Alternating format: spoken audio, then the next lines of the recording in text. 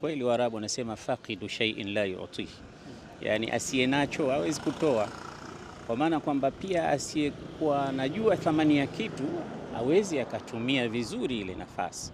Ramadhani ni season ya kuchuma, na inatakiwa kila Ramadhani inavyoonekana kutupa mkono, ile kasi yetu inatakiwa iwe juu sana, kama ilivyokuja katika hadithi ya Bibi Aisha aliposema kana Rasulullah idha dakhala al-ashr al-akhir min Ramadan shadda mi'zara ahya layla ayqadha ahla. Mambo matatu alikuwa akiyafanya Mtume ikiingia ashrul awakhir, hizi siku 10 za mwisho hizi zinazokuja. Mtume alikuwa akikesha, akiamsha watu wake, na yeye mwenyewe akijipinda sawa sawa katika kufanya amal kuliko ilivyokuwa mwanzo wa Ramadhani.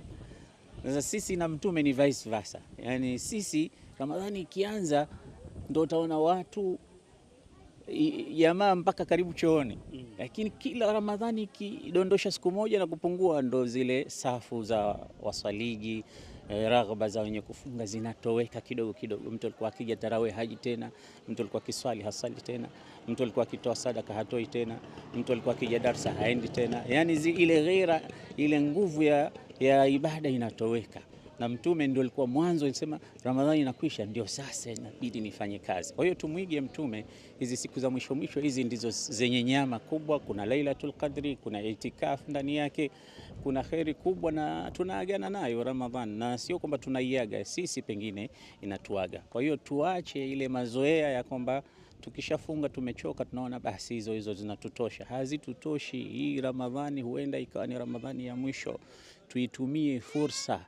Nitakupa kisa kimoja. Mtume alijua bwana mmoja, akaja yule bwana kumwomba Mtume. Mtume akamwambia niombe unachotaka. Ungekuwa wewe ndio umepata hii fursa, Mtume anakuambia niombe unachotaka. Yule bwana akasema nataka ngamia. Mtume akasema atuhu jamalan, atuhu ba'ira, mpeni ngamia. Kapewa. Mtume akamuuliza tena kuna kingine? Yule bwana akasema ndio. Asema hamluha, naomba ijazwe shehena hii ngamia, kuwe na mzigo. Mtume akasema atuhu hamla ba'ir, mpeni mzigo wa ngamia. Alivyoondoka yule mtu, Mtume akasema shattana baina hadha wa baina ajuz bani Israil, kuna tofauti kubwa kati ya huyu na kizere cha bani Israil. Mtume akaulizwa fafanua, asema nitawapa story moja. Bani Israil kulikuwa na kizere.